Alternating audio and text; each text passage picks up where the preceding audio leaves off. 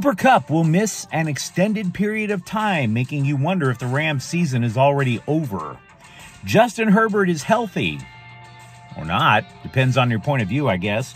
And Yoshinobu Yamamoto is not built to be a postseason savior for the Dodgers rotation. Good morning. I'm James. This is your daily dose of sports and snark for the greatest sports city in the world, Los Angeles. This is the faithful Angelenos Morning Report. The Sanctum Sanctorum of LA Sports is on the road for September 17th. There are fire alarms going off all over the place.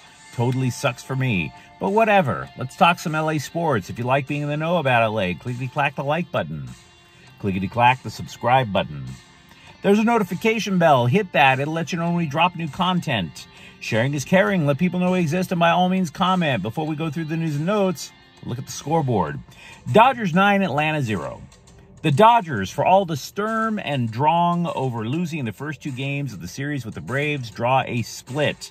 Freddie Freeman hits a 3-run home run. Dodgers lead the NL West by 3.5 with 2 weeks to go in the regular season.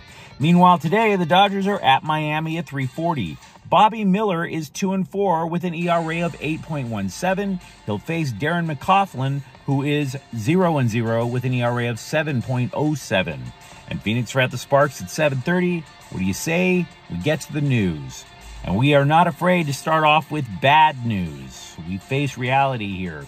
Sean McVay told the Scribes that Rams wide receiver Cooper Kupp, who just a few years ago won the receiving triple crown, most catches, most receiving yards, most receiving touchdowns, could miss an extended period of time after a left ankle injury in the Arizona game. It is the third consecutive season where Kupp has had to miss multiple games with an injury. This makes the situation for Matthew Stafford on the field worse than anything his wife could say on her Tattletale podcast. That is saying something. Stafford is now missing his top two receivers. This would obviously include Puka Nacua as well as Kupp. He's missing tight end Tyler Higbee, a starter from last year. Starting offensive lineman Steve Avila. Guard Jonah Jackson. I think Joe Noteboom was also supposed to be a starter. I forget. 4 offensive linemen have been injured overall. A 5th was suspended. This is how insane the situation has become. The Rams currently have 9 players on injured reserve, 6 starters. And they also have 3 more players, including Kupp, who are candidates to go on the IR, the others being Jackson and safety John Johnson. Now, when I was a scribe, back when people bought newspapers, a point that was impressed upon me by many coaches was not simply the talent level of the players. Anyone could have talent, right? I mean, when you see an elementary school teacher praise little Nesbit or Patrice for being special, you could accept it.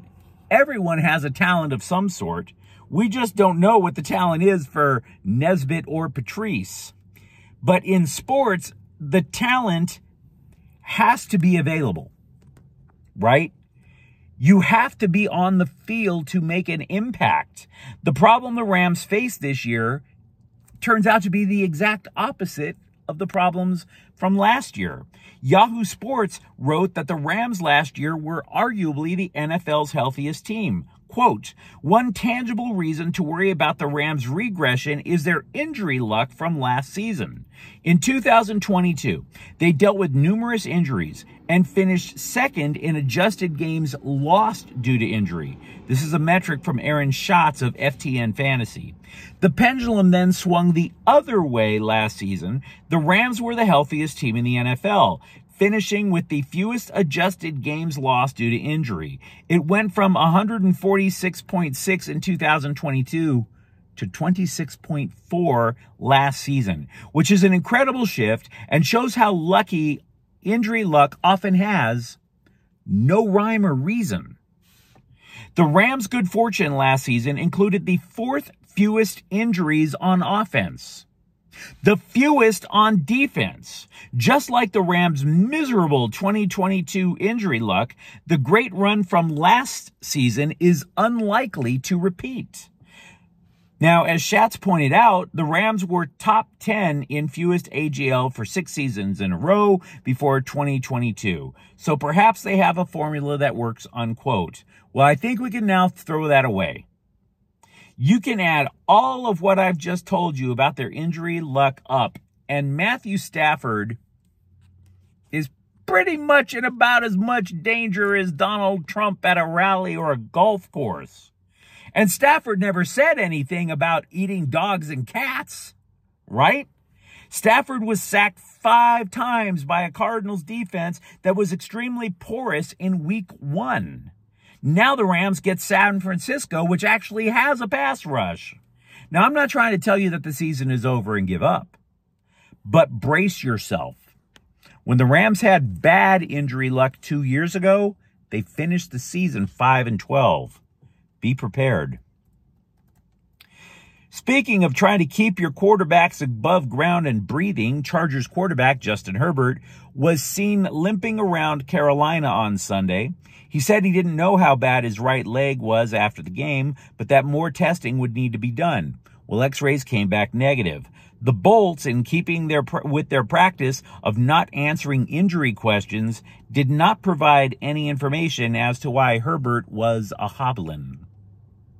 Quentin Johnston, meanwhile, was handed the game ball by Jim Harbaugh after Sunday's victory in Carolina because for the first time in Johnston's career, you could feel confident he wasn't going to drop the ball.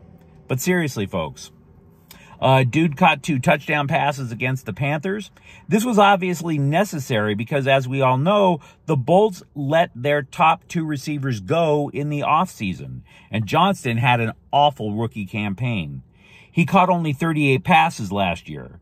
Now, receivers that were taken immediately after him in that same draft were in the process of becoming household names.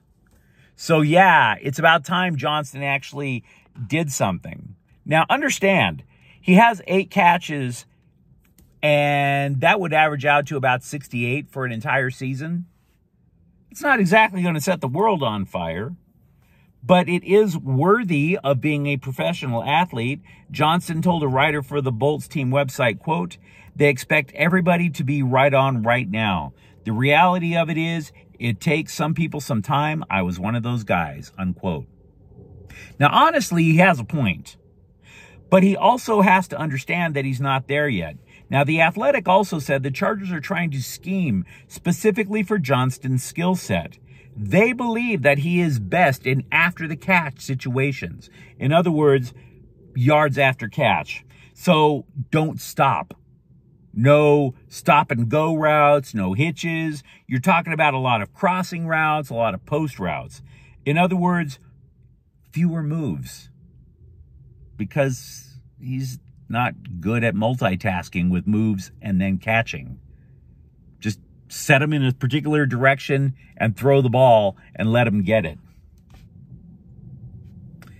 Now, if you're like me and you are wondering how much the Dodgers can rely on Yoshinobu Yamamoto for the postseason, and that's a fair question, there's about 5,000 Dodger pitchers on the injury list. The Athletic is suggesting that you can only rely on him, say, once in the NLDS, unless he starts Game 1. They go back. They're asking you to remember the dude only pitched once a week in Japan. And the Dodgers were trying to accommodate that during the regular season with giving other guys spot starts so that he only started once a week. So, can he help? Absolutely. The savior? Not happening. You're not going to see him in a Game 7, in other words, most likely. We have mentioned in the past that CBSSports.com, while a decent website, also has way too much clickbait with endless lists. The latest one that they put out was ranking all of the current NBA head coaches and has Lakers coach Jay Redick as buck naked last. Booty hanging out, butt naked last to the world. Now, the Scribe admits that the main reason Redick is last, he has no choice. He has nothing to go on. Now, I talk about these lists not because we should take offense. Oh, they disrespected the Lakers. I'm not going there. What I am saying is it only underscores the big point. If you want to fire Darvin Ham, okay. But you only fire your coach when you have a plan in place to upgrade. The Lakers clearly didn't. Now, if it matters, and it mostly doesn't, the same list ranked Clippers coach Ty Lue as the 5th best in the NBA. He's praised because he makes great in-game adjustments, and he has so much credibility in any locker room that he could actually get away with telling LeBron James to shut the F up, as he did in Cleveland.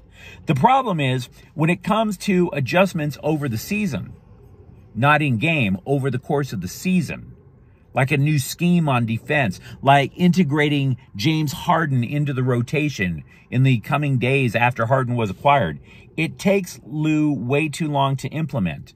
He's too busy experimenting. Carlos Vela returning to LAFC was made official. He's back until the end of the season, and while this will obviously inspire the happiest of happy memories for the black and gold, the season's almost over, guys. Right?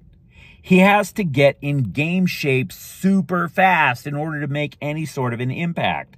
There were social media posts that I was looking at over the weekend, imagining Vela, who is a former MLS MVP, lining up with Olivier Giroud and Dennis Bouanga. In other words, 2 old geezers and Bouanga. Now, Giroud is a legend in international ball, and Vela, again, is a legend in LAFC. But Giroud is 35 now. He hasn't exactly sent MLS ablaze. And Vela hasn't played in what, 9 months? Is this really going to be the game changer, guys? Or maybe LAFC should take a lesson for what did not work for them in the playoffs last year and not cede away possession to the opponent too much? There's a reason the Galaxy beat the living daylights out of LAFC in the second half. LAFC was only too willing to let the Galaxy keep possession. And the Galaxy got creative, and they ran away with it. But you let me know what you think in the comments thread. Do you even have any optimism left about the Rams? Are you breathing sighs of relief over Justin Herbert's situation? And if you enjoyed the content, don't forget to subscribe to Faithful Angelenos. We talk LA sports every single day, even in a car, even on the road.